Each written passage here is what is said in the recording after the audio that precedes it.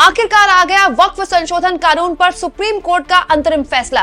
दोस्तों, supreme court ने वक्फ संशोधन कानून पर आखिरकार 4 महीने बाद फैसला सुना दिया है।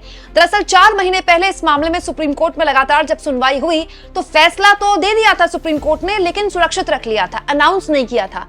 अब सुप्रीम कोर्ट ने आज सुबह जब फैसला अनाउंस किया तो वो लोग जो इस कानून के खिलाफ सुप्रीम कोर्ट गए थे, उन्होंने इसे खुले दिल से स्वीकार किया और कहा कि ये हमारी जीत है।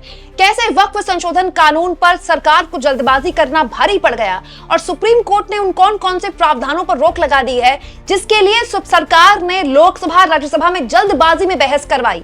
उस वक्त भी कहा गया था कि आप ये प्रावधान मत लाइए, ये प्रावधान गलत है, लेकिन तब सरकार नहीं मानी। लेकिन आज देखिए सुप्रीम कोर्ट ने उन तमाम प्रावधानों पर रोक लगा दी है। दोस्तों, राज्यसभा और लोकसभा में जल्दबाजी में लाया गया।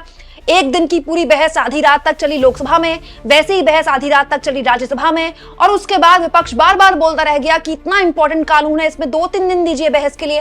लेकिन सरकार ने लिमिटेड वक्त दिया और आखिरकार इसको पारित कर दिया गया, कानून बन गया। लेकिन फिर गया ये मामला सुप्रीम कोर्ट में। सुप्रीम कोर्ट में लगातार ताबड़तोड़ सुनवाइयां चली और उस वक्त के तत्कालीन सीजेआई ने तो 2 सुनवाइयों में अंतरिम रोक भी लगा दी, लेकिन लगातार इस पर अंतरिम फैसला नहीं आया था। अब सरकार को एक बड़ा झटका देते हुए सुप्रीम कोर्ट ने वक्फ वाले मामले में जो अंतरिम फैसला दिया है वो मैं आपके सामने आसान भाषा में रख देती हूं। दोस्तों, वो पक्षकार जो कि इस कानून के खिलाफ गए थे, जब सुप्रीम कोर्ट से उनसे पूछा गया सुप्रीम कोर्ट के अंतरिम फैसले के बाद बाहर आकर कि क्या आप इस पूरे के पूरे मसले पर संतुष्ट हैं, तो मुस्लिम पक्षकार जो थे इस मामले में उनका कहना था कि वो पूरे मामले में संतुष्ट हैं और बहुताया जो बातें हैं उनकी मान ली गई हैं। दोस्तों, इमरान प्रतापगढ़ी जो इस पूरे मामले में वक्फ कानून के खिलाफ सुप्रीम कोर्ट गए थे, उन्होंने बड़ी जीत बताया है अपनी और बताया है कि हर लिहाज से वो पक्ष जो इस बात में डर था कि उसकी जमीनें छीन ली जाएंगी, सरकार वक्फ के मामले में उसकी जमीन छीन लेगी,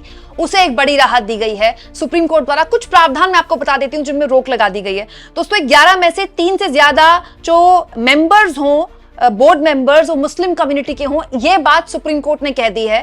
पहले ये 5 थे, मतलब 11 में से केवल 3 ही नॉन मुस्लिम हो सकते हैं, पहले ये 5 थे। दूसरा दोस्तों, जो इंपॉर्टेंट बात बोली गई थी, बार बार जो नए कानून में बताया गया था कि 5 साल प्रैक्टिसिंग मुस्लिम, ये बात लोकसभा में भी उठी थी, राज्यसभा में उठी थी कि आप कैसे तय करेंगे कि 5 साल प्रैक्टिसिंग मुस्लिम, कोई भी होगा वो कह देगा कि मैं 5 साल प्रैक्टिसिंग मुस्लिम हूं, और कैसे आप तय करेंगे कि कोई आदमी प्रैक्टिसिंग मुस्लिम है। ये प्रावधान भी सुप्रीम कोर्ट ने हटा दिया है। इसको लेकर दोनों सदनों में जबरदस्त बहस हुई थी।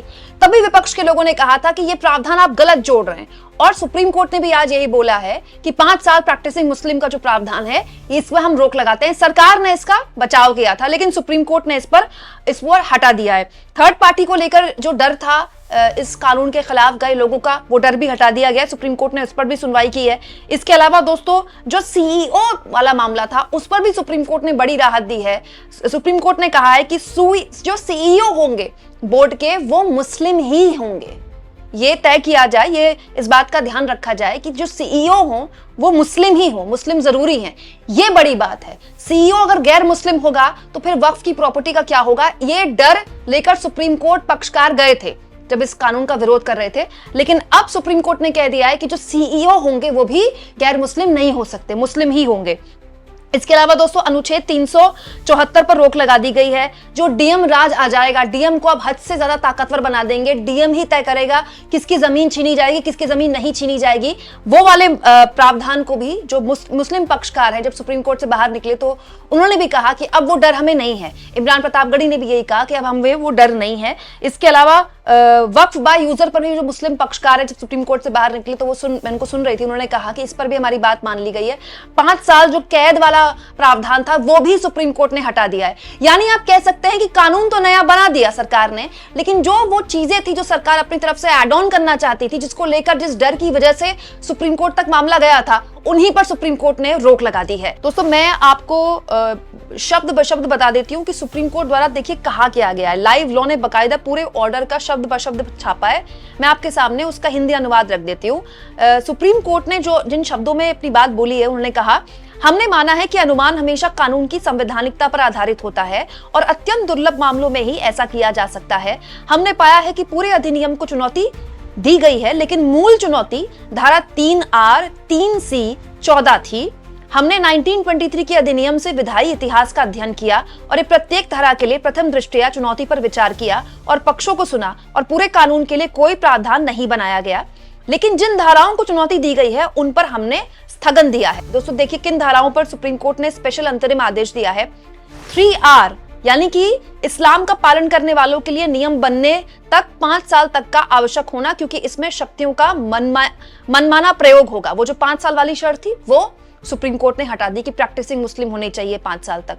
दूसरा 2C प्रावधान, वक्फ संपत्ति को वक्फ संपत्ति नहीं माना जाएगा। तीसरा राजस्व अभिलेखा में अधिकारी द्वारा चुनौती देने वाली कलेक्टर को अधिकार निर्धारित करने की अनुमान देना शक्तियों के जो पृथक्करण है उसके विरुद्ध है। अंतिम निर्णय होने तक संपत्तियों के अधिकार प्रभावित नहीं होंगे। जब तक स्वामित्व का निर्णय नहीं हो जाता तब तक किसी भी वक्फ को संपत्ति से बेदखल नहीं किया जा सकता। ये सुप्रीम कोर्ट ने बड़ा आदेश दिया कलेक्टर वाले मामले को लेकर, और ये भी कहा है कि जब तक अंतिम फैसला ना हो जाए हाई कोर्ट में तब तक आप किसी की संपत्ति से बेदखल नहीं कर सकते। मतलब वो जो डर था कि सरकार डिस्प्यूटेड बताकर कोई भी प्रॉपर्टी हथिया सकती है, वो डर खत्म कर दिया सुप्रीम कोर्ट ने।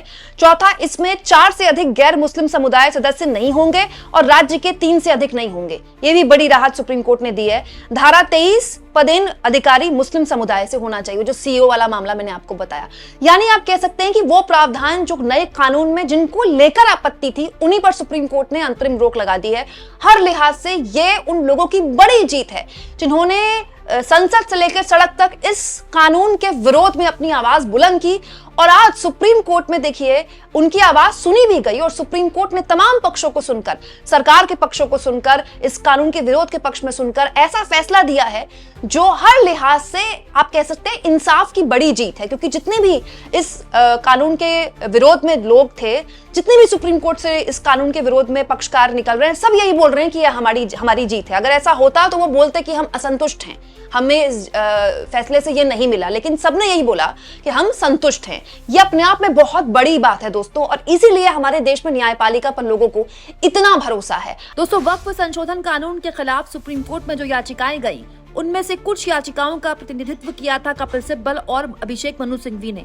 अभिषेक मनु सिंघवी और कपिल सिब्बल की धारदार दलीलों की वजह से ही आज सुप्रीम कोर्ट में मुस्लिम पक्षकारों की एक बहुत बड़ी जीत हुई है। दोस्तों ये जो वक्फ वाला मामला है, इसको लेकर खूब परपंच रचा गया था, खूब एक पूरा एजेंडे के तहत टीवी पर बीजेपी ने एक पूरा प्रोपेगेंडा रचा था। लेकिन आज सुप्रीम कोर्ट ने उस परपंच, उस प्रोपेगेंडे की भी धज्जियां उड़ा दी। आप इस मुद्दे पर क्या सोचते हैं दोस्तों? क्या इस सरकार को अब इसके बाद समझ आएगी कि आप जल्दबाजी में कानून बनाएंगे अगर, तो फिर सुप्रीम कोर्ट में चुनौती होगी? और सुप्रीम कोर्ट जो कि संविधान का कस्टोडियन है, वो ऐसा फैसला सुना सकता है जो जाहिर तौर पर आपके लिए मुश्किल पैदा करे। कमेंट बॉक्स में जरूर लिखें, और जितना हो सके दोस्तों चैनल को शेयर करें, सब्सक्राइब करें, और थैंक्स और ज्वाइन के ऑप्शन से अगर आप चाहें तो कुछ आर्थिक मदद भी चैनल की जरूर करें।